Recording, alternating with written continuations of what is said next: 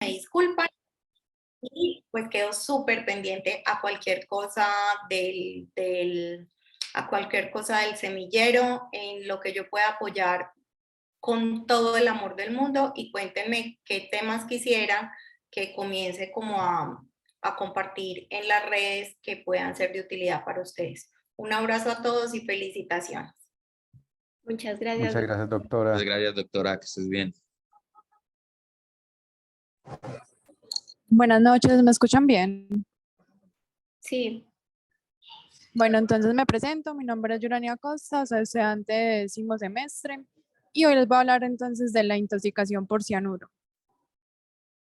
Bueno, en la charla entonces vamos a hablar un poco de generalidades, epidemiología, fuentes de exposición, fisiopatología, algo de farmacodinamia, clínica, diagnóstico y manejo. Bueno, entonces empezando por generalidades, tenemos entonces que el cianuro como tal es la unión de un átomo de carbono con uno de nitrógeno y a esta unión le vamos a llamar ciano. Es un veneno potente dado que tiene un mecanismo de acción muy rápido, se absorbe muy rápido, por lo cual digamos que me motivé también a traerles esta charla debido a que, como bien dicen por ahí, el paciente tiene lo que uno sabe y este es uno de esos casos en donde tenemos que tomar decisiones basadas en la clínica de manera rápida para poder salvarle la vida al paciente en caso tal de que haya llegado pues a tiempo a nuestro servicio. Tenemos entonces que el cianuro puede ser inorgánico u orgánico. El inorgánico es aquel que está en forma aniónica y tenemos aquí principalmente las sales. Y dentro de las sales principalmente tenemos el cianuro de potasio y el cianuro de sodio.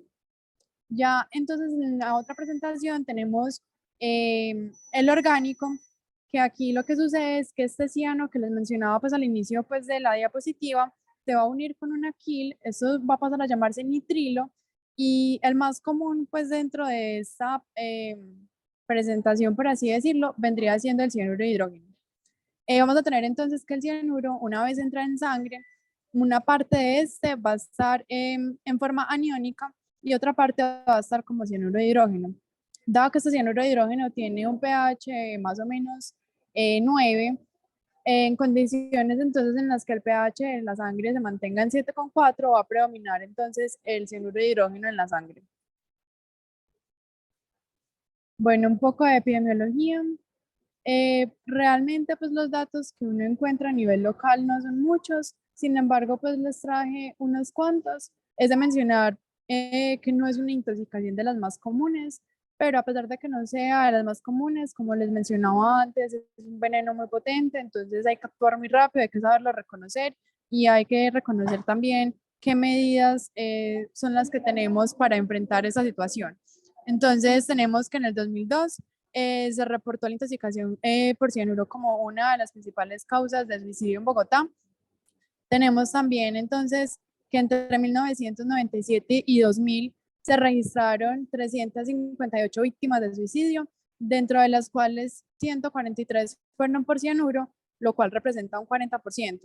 Y ya para el 2016, la Asociación Americana de Centros de Control de Intoxicaciones reportó 268 casos pues, de intoxicación por cianuro.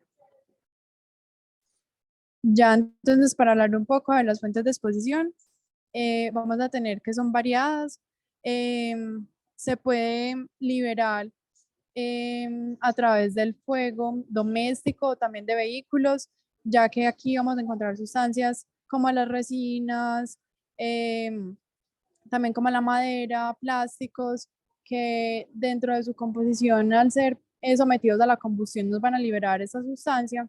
También tenemos como fuente toda la región o toda la zona industrial, donde nos va a entrar la minería, la joyería, la fotografía. Vamos a tener que el cianuro lo van a usar dentro de algunos procesos de minería y de joyería. Y acá entonces puede entrar como fuente de exposición, siendo importante pues como mencionar que en esta parte de la minería es cuando entra en riesgo de, por ejemplo, contaminar las aguas, los peces y a largo plazo producir pues como una intoxicación crónica en quienes estén expuestos a esas fuentes hídricas. Otra fuente sería entonces la médica. Tenemos un compuesto que es la amigdalina, que lo venden o lo intentan vender o lo comercializan por tener propiedades supuestamente antineoplásicas.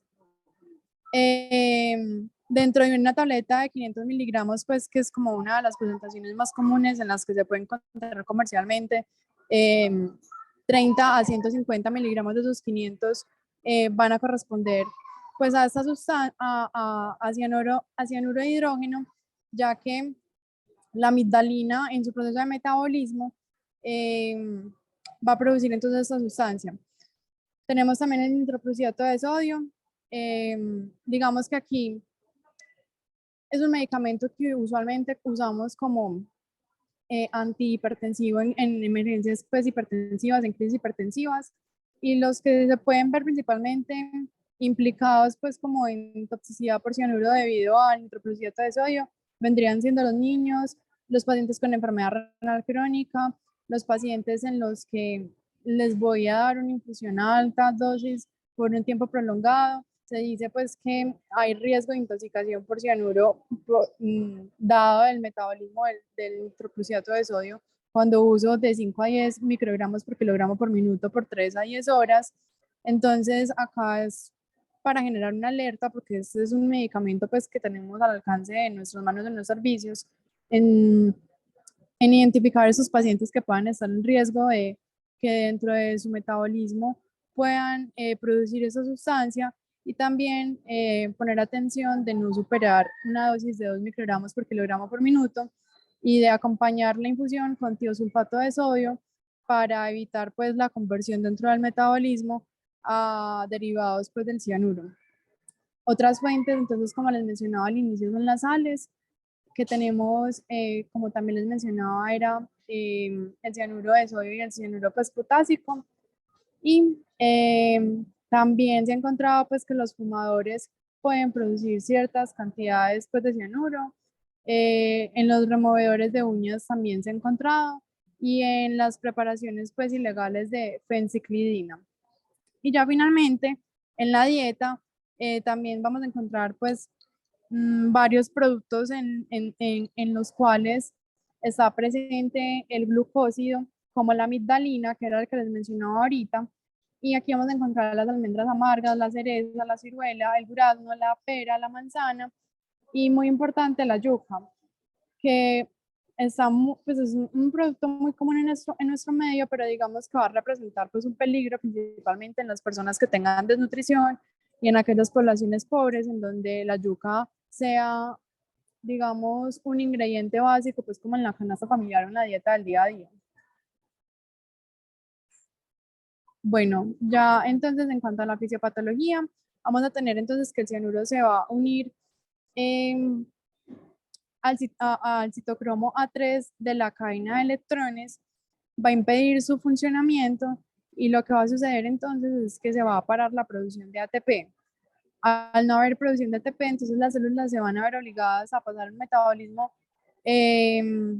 anaeróbico, y esto va a tener pues varias consecuencias como la producción de lactato, estos hidrógenos o estos hidrogeniones que usualmente hacen parte de este metabolismo de la cadena respiratoria, pues no van a seguir metabolizándose, y tanto el lactato como esos hidrogeniones juntos pues no van a generar una acidosis metabólica con un aumento del anion gap, debido entonces a esta interrupción de la cadena pues respiratoria, de esta cadena pues de electrones. Vamos a tener una hipoxia histológica, y esto va a tener una implicación importante, y es que así yo le administre oxígeno al paciente, el simple hecho de administrárselo pues no va a generar, digamos, mayor efecto, porque pues no está funcionando pues esa cadena transportadora de electrones. Además, el cianuro tiene otros mecanismos de acción, como son la inhibición de los antioxidantes, entonces esto va a generar los radicales libres, y aquí también entraría a jugar este oxígeno, porque sin esos antioxidantes pues, fisiológicos que tenemos, el oxígeno también nos podría jugar como digamos que un producto que potencialmente puede generar radicales libres. Entonces, el cianuro también nos va a causar injuria cerebral, como les mencionaba, por la inhibición de los antioxidantes, por la estimulación del NMDA, lo cual va a llevar a apoptosis celular y bloquea la formación de GABA, pues inhibe la enzima que está involucrada en el proceso, y eso va a aumentar entonces las probabilidades de que nuestro paciente tenga convulsiones.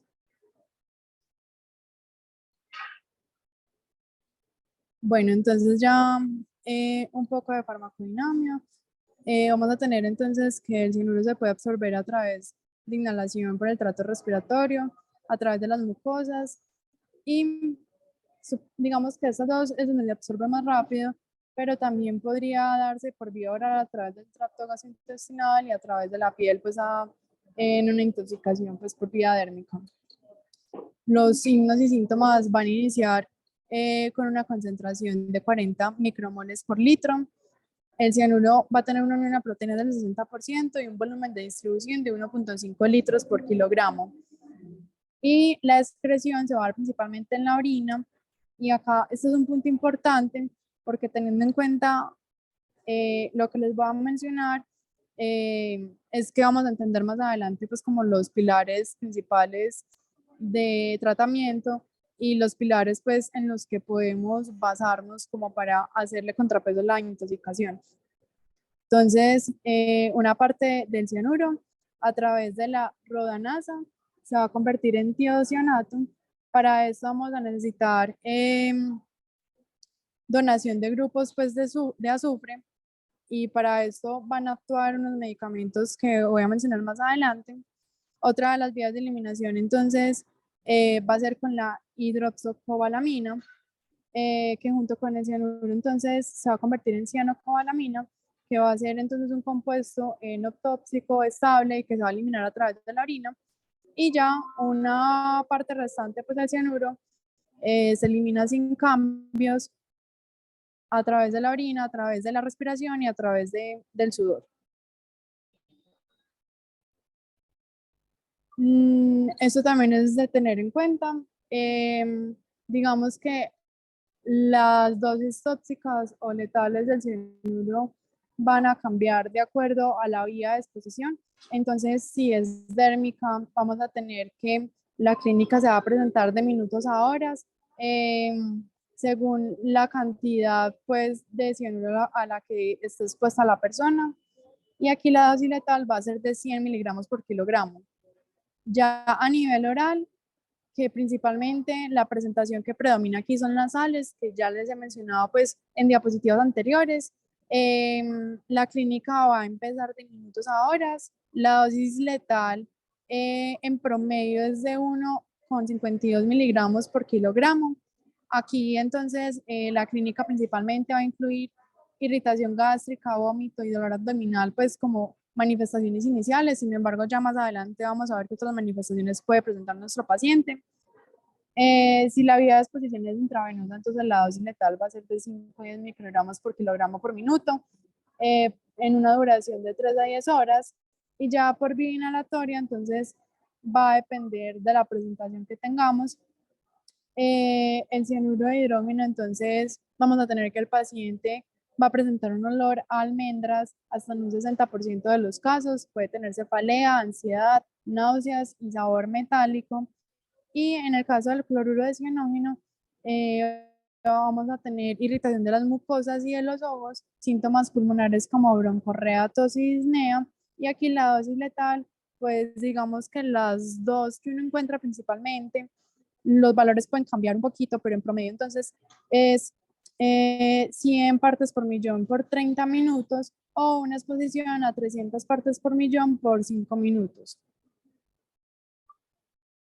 Bueno, entonces ya en cuanto a la clínica, si quieres pasa, vamos a desglosar un poquito las manifestaciones que podemos tener, que pueden ser tanto agudas, retardadas o crónicas, pues si hay una exposición a dosis, digamos, bajas, pero sostenidas en el tiempo. Entonces, en la exposición aguda, la clínica va a depender mucho de la ruta o de la vía de administración, que era lo que hablábamos pues ahorita en la otra diapositiva, de la fuente pues, de exposición y de la severidad o de la cantidad. Entonces, dado a que se va a dar este metabolismo anaerobio que les mencionaba al inicio, dado que va a estar esta interrupción en la cadena transportadora de electrones, de la no producción de ATP, del lactato, de los hidrogeniones, de la acidosis, los dos órganos que se van a ver principalmente comprometidos van a ser entonces el sistema nervioso central y el sistema cardiovascular. Entonces, en el sistema nervioso central vamos a tener síntomas como cefalea, ansiedad, confusión, vértigo, pérdida de la conciencia, convulsiones. A nivel cardiovascular vamos a tener taquicardia e hipertensión, y ya más adelante, a medida que transcurra el tiempo, ya no vamos a encontrar al paciente taquicárdico o hipertenso, sino que se va a transformar en bradicardia e hipotensión. También puede presentar arritmias. A nivel respiratorio, el paciente inicialmente tiene taquipnea, pero a medida que avanza el cuadro va a pasar a tener bradipnea, y también puede tener edema pulmonar. En tracto gastrointestinal, entonces, vómito y dolor abdominal. A nivel de la piel vamos a tener esta coloración rojo cereza que tanto hemos escuchado, o el flushing, pues, cianosis y dermatitis. Este flushing se va a dar entonces porque va a haber una acumulación de oxígeno en la vasculatura venosa, y va a haber una especie de vasodilatación que nos va a generar pues esas manifestaciones en piel.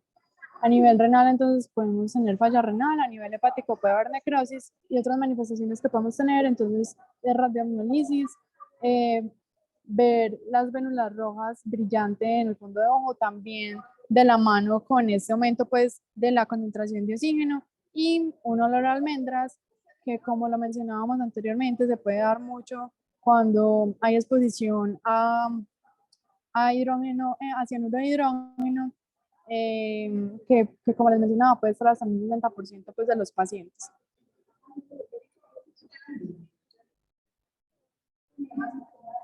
Bueno, ya en cuanto a las secuelas retardadas, digamos que el que se va a ver principalmente implicado va a ser el cerebro, y del cerebro entonces los ganglios basales.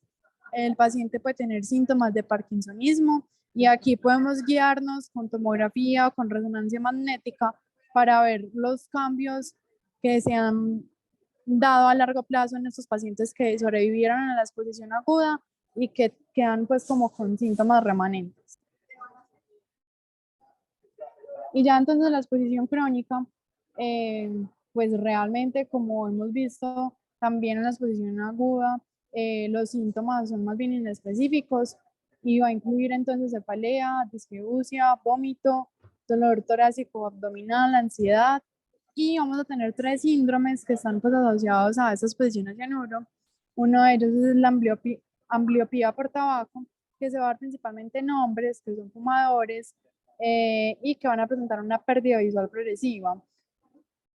Hay varias teorías. Lo que se dice es que estos pacientes van a tener una incapacidad para neutralizar el cianuro, y digamos que aquí la medida que se puede tomar con estos pacientes, pues digamos que suena muy obvio, pero en primer lugar sería dejar de fumar, y en segundo lugar sería contrarrestar esa incapacidad para neutralizar el cianuro con hidroxocobalamina, que es uno de esos pilares pues, de manejo que vamos a ver más adelante, y que, como vimos al inicio, es una de esas sustancias que nos va a activar una de las rutas de eliminación que tiene el cianuro. Otro de los síndromes entonces sería la neuropatía tropical atáxica. Esto es un síndrome desmielinizante. Acá el paciente entonces va a tener parestesia, ataxia, pérdida auditiva, atrofia óptica, y está asociado al consumo excesivo de la yuca o mandioca, pues, que es otro nombre por el cual se le conoce, y hay eficiencia de vitamina B12.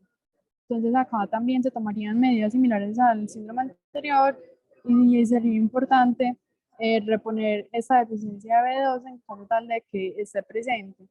Y teniendo en cuenta lo que les decía anteriormente, de que el consumo exagerado de la yuca está asociado a poblaciones con pobreza o con desnutrición, entonces es muy probable pues que sí tengan esta deficiencia de B12 asociada. Y ya finalmente entonces tenemos el síndrome de la neuropatía óptica de Leber, en donde hay una alteración en el metabolismo. Uno de los supuestos es que hay una deficiencia de la rodanasa, que era otro de esos mecanismos que vimos ahorita, que funciona para promover la eliminación del cianuro, y aquí lo que se va a presentar es una pérdida gradual de la visión central. Bueno, ya en cuanto al diagnóstico, pues realmente como pudimos ver en las diapositivas anteriores, la clínica es bastante inespecífica, pero esa clínica tenemos que sumarla a otros puntos o a otras cosas que me sumen y que me hagan aumentar la sospecha de que mi paciente pueda ser un caso de intoxicación por cianuro. Entonces es muy importante la historia clínica, es muy importante mirar el contexto del paciente, si de pronto estuvo expuesto a alguna de las fuentes que mencionamos al inicio, si de pronto fue víctima de algún incendio, si si de pronto es trabajador de alguna de estas zonas industriales que pueden tener producción de cianuro, como la minería o la joyería, si de pronto hace parte de estas poblaciones con alto consumo pues, de yuca o de mandioca. Entonces es como llenarnos de motivos para sospechar que nuestro paciente tenga esto, pero todo partiendo de una muy buena interrogación, de un muy buen examen físico para poder aumentar la sospecha diagnóstica. Y vamos a tener entonces unos diagnósticos diferenciales que no los podemos dejar de lado, y es que si a mí me llega un paciente con alteración del estado mental, con convulsiones, con hipotensión, con acidosis láctica, pues lo primero que yo voy a pensar no va a ser una intoxicación por cianuro, pero sí debe estar pues dentro de mis opciones diagnósticas. Pero también debo pensar en otras como intoxicación por antidepresivos tricíclicos, isoniazida, organofosforados, salicilatos, productores de metahemoglobina, estrimina. Y si, por ejemplo, me llega un paciente en colapso luego de una exposición a gas, pues no solamente debo pensar en cianuro, sino que también entra a jugar el monóxido de carbono, el sulfuro de hidrógeno. Entonces, por eso es muy importante indagar bien, conocer bien la historia clínica de nuestro paciente para saber por dónde guiarnos y saber cuál diagnóstico tiene pues como más probabilidad. Ya en cuanto a los laboratorios, entonces hay unos generales como la glicemia. Hay algunos artículos que sugerían la medición de concentraciones de acetaminofenos salicilatos porque son una de las intoxicaciones pues como más comunes que se tienen, entonces es importante pues descartarlas. Realizar el electrocardiograma para mirar que no tenga pues alteraciones en el QRS, prolongación del QT, una prueba de embarazo, y digamos que ya unos más específicos, entre comillas, guiados en la intoxicación pues propiamente por cianuro, como los gases arteriales, los electrolitos, el lactato, carboxihemoglobina, para descartar, digamos, que el paciente haya estado expuesto a monóxido de carbono, metahemoglobina, y también la presión de oxígeno a nivel venoso, como para hacer un diferencial con el arterial y notar ese aumento en la vasculatura venosa que les mencionaba anteriormente, y que nos va a dar esas manifestaciones como el flushing a nivel de la piel o las vénulas de rojo brillante en el fondo de ojo. Y la otra cosa que podríamos medir sería el cianuro en sangre, pero realmente eso no es una prueba que esté rápidamente disponible. Y sus valores tampoco van a estar estrictamente relacionados con la clínica que tenga el paciente. Sin embargo, se dice que si hay unos valores entre 0.5 y 1, lo más probable es que el paciente dentro de sus manifestaciones tenga taquicardia y flushing. Si el valor es de 1 a 2.5, que ya el paciente presente obnubilación. Si es de 2.5 a 3, coma, y si es más de 3, muerte. Pero no nos podemos guiar por este laboratorio para yo hacer el diagnóstico pues de mi paciente, porque ya va a ser, pues cuando me llegue ya va a ser tardío. Como les decía, esto va a ser un diagnóstico más bien clínico, y sí me puedo apoyar pues como con los laboratorios para saber cómo quiero el manejo, para saber qué mejoría hay con este, pero no me puedo guiar con una medición de cianuro en sangre pues porque no me va a cambiar pues como la conducta, o no lo va a hacer a tiempo.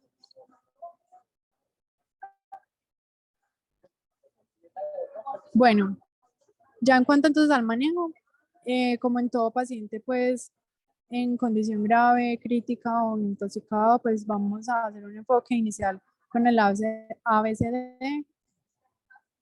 Particularmente entonces en cianuro es de tener presente que no está indicado dar respiraciones de rescate por el riesgo que se tiene para el personal de salud, dado de que una de las vías de exposición es inhalatoria y dado pues a la rápida absorción y a la potencia pues que tiene este tóxico. En cuanto a las medidas de descontaminación, entonces es importante retirar al paciente de la fuente, retirar la ropa, eh, limpiar las heridas con agua y con jabón para evitar que haya más absorción a través de rutas dérmicas.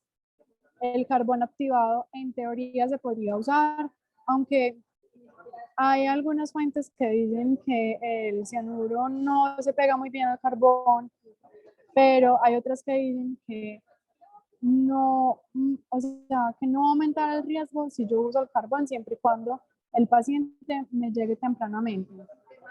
El lavado, pues lo que recomiendan es usarlo solo si el paciente me llega de forma temprana o con una exposición a altas cantidades, en donde el lavado me puede impactar pues en evitar la absorción a nivel gastrointestinal. Aunque pues realmente esto es muy poco probable porque por un lado la absorción es rápida y no es muy probable que el paciente llegue lo suficientemente temprano como para poder usar una de esas medidas, pero sin embargo es importante pues tenerlas en cuenta. Ya entonces, en cuanto al manejo específicamente en términos de cianuro, vamos a tener dentro de los antídotos 3 pilares fundamentales que van guiados a aumentar esa eliminación que les mencionaba pues al inicio. Uno de esos pilares va a ser entonces usar pues fármacos o medicamentos que se unan al cianuro y favorezcan su eliminación. Dentro de ellos tenemos la hidroxocobalamina, que como vimos al inicio, cuando se une al cianuro, va a formar la cianocobalamina y se va a eliminar a través de la vía renal. Aquí la dosis entonces va a ser de 70 miligramos por kilogramo de manera intravenosa. Esto en adultos se puede simplificar en 5 gramos y se dan dosis adicionales según la vía pues, de exposición y la extensión de esta. Va a tener una vida media de 24 a 48 horas y como digamos que efecto secundario va a tener una coloración roja temporal que va a durar de 2 a 3 días.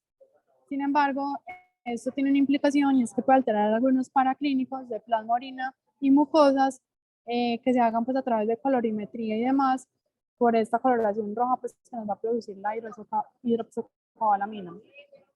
Si se da altas dosis, nos puede causar rash, cefalea, náuseas, disconfort torácico, disminución del porcentaje de linfocitos y disfagia. Tenemos otro que es el dicobalto edetato, que hasta donde tengo entendido no está ampliamente disponible. Viene pues en una solución al 1.5% y se darían 20 mililitros en un minuto. Y tampoco es muy usado dado los efectos adversos que puede tener, como las convulsiones, la anafilaxia, la hipotensión y las arritmias. Bueno, el segundo pilar que tenemos entonces en el manejo es la inducción de la metahemoglobina. Entonces, acá lo que hacemos es que al producir metahemoglobina, hacemos que el cianuro deje de ver a la citocromo como un objetivo, como una diana, y pase a ver a la metahemoglobina como un objetivo, como una diana, ya que es más afina a esta. Y favorecer entonces que se unan para que se pierda pues como su poder tóxico, por así decirlo. Cuando entonces yo uso este pilar pues, dentro del manejo, si supero, digamos, los niveles de metahemoglobina que puede tolerar un paciente, que en teoría lo que yo busco con este pilar es que la metahemoglobina aumente en un 15, en un 20%, que son niveles pues, aún tolerables. Si yo supero, digamos, los niveles, digamos que no es ideal usar azul de metileno para contrarrestar eso, porque se liberaría todo ese cianuro que de alguna manera ya estaba quelado, por así decirlo. Y tampoco es ideal usarlo en intoxicación simultánea con monóxido de carbono, porque al producir esta metahemoglobina se va a llevar la curva de entrega de oxígeno de parte de la hemoglobina a la izquierda, y esto va a hacer que sea más difícil que el oxígeno pase a los tejidos y me va a empeorar pues como la condición clínica del paciente. Entonces, para yo generar esta metahemoglobina tengo entonces pues como dos estrategias. El nitrito de sodio es una de ellas, viene en una presentación al 3%, del cual doy 300 miligramos o su equivalente, pues que son 3 mililitros de manera intravenosa. Eso me va a aumentar a un 15-20% de la metahemoglobina, que como les decía ahorita es un nivel tolerable para el paciente. Sin embargo, por todo esto de la curva a la izquierda y demás, debo ajustar las dosis de la anemia según los niveles de hemoglobina que tenga el paciente. Entonces, si esto no está muy bien estandarizado todavía, pero se dice entonces que si un paciente tiene una hemoglobina de 7, entonces debería ajustar la dosis a 0.19 mililitros por kilogramo de este nitrito de sodio al 3%. Si la hemoglobina es de 8, usar 0.22, si es de 9, 0.25, si la hemoglobina es de 10, 0.27, y ya pues si la hemoglobina es de 11, usar 0.30. El nitrito de sodio va a tener otra ventaja, entonces, que va a hacer que va a promover la liberación de óxido nítrico. Esto me va a generar vasodilatación, y esta vasodilatación va a favorecer que el cianuro pase de los tejidos a la sangre y pueda ser, digamos, que manejado con alguna de esas estrategias y favorecer entonces su eliminación. Dentro de los efectos adversos tenemos la hipotensión, la taquicardia, las artralgias, las mialgias, el vómito, la psicosis, y se debe evitar en embarazo. Tenemos otra estrategia aquí que es el 4-DMAP. Es una solución al 5%, sean 5 mililitros intravenosos en un minuto, y como efectos adversos tiene reticulocitosis, nefrotoxicidad y hemolisis. Sin embargo, este no es ampliamente usado porque no es tan fácil controlar los niveles de metahemoglobina que se van a producir, y como les decía, lo ideal no es usar el azul de metileno, entonces no es como una sustancia pues como ampliamente utilizada. Tenemos entonces como donante de azufre para esta reacción de la rodanasa que les mencionaba al inicio, que también es uno de los pilares de eliminación. Acá tenemos entonces como donante el tiosulfato de sodio, que viene en solución al 25%. La dosis sería de 1.65 mililitros por kilogramo intravenoso, con un máximo de 50 mililitros o de 12.5 gramos. El inicio de acción es lento, 30 minutos, y en dosis mayores a 10 miligramos por decilitro se puede presentar psicosis, artralgias, vómito y mialgias, y eso es principalmente importante en los pacientes con enfermedad renal crónica, en donde puede necesitarse hemodiálisis y se presenta pues como algún efecto adverso no deseado o no fácilmente controlable. Y ya como para ir finalizando, tenemos entonces el oxígeno hiperbárico, que en realidad aún es muy controvertido, aún faltan estudios, no hay suficiente evidencia, pero se dice que puede facilitar el paso de cianuro del tejido a la sangre, por lo que puede favorecer que se dé la eliminación. Pero como les digo, aún no es ampliamente utilizado, pues porque no hay suficiente evidencia que respalde su uso.